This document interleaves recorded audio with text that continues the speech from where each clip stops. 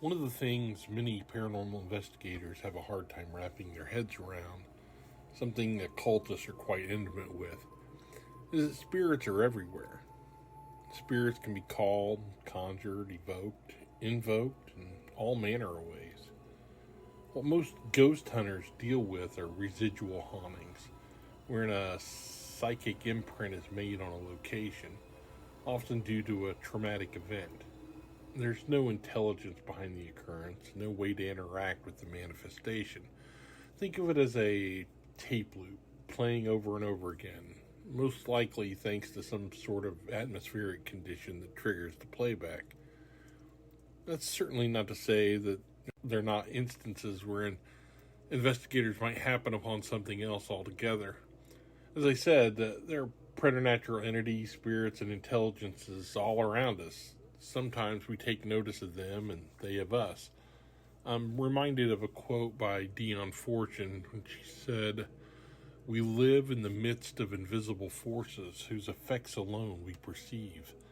We move among invisible forms whose actions we very often do not perceive at all, though we may be profoundly affected by them." Sometimes we're confronted with elemental spirits, poltergeist activity, demonic or angelic interactions, intelligent hauntings, god forms, tulpas, shadow figures, whites, and well, you get the idea. That's the danger of weekend ghost hunters.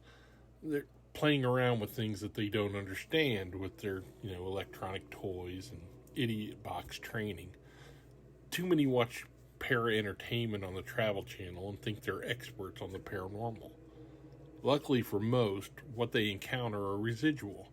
The investigator might get a thrill, but they're not in any real danger. An occult detective understands this. They utilize science, the occult, religion, and common sense in their investigations. Their first instinct should always be to debunk. I mean, they should examine every avenue to properly categorize the situation and deal with it appropriately.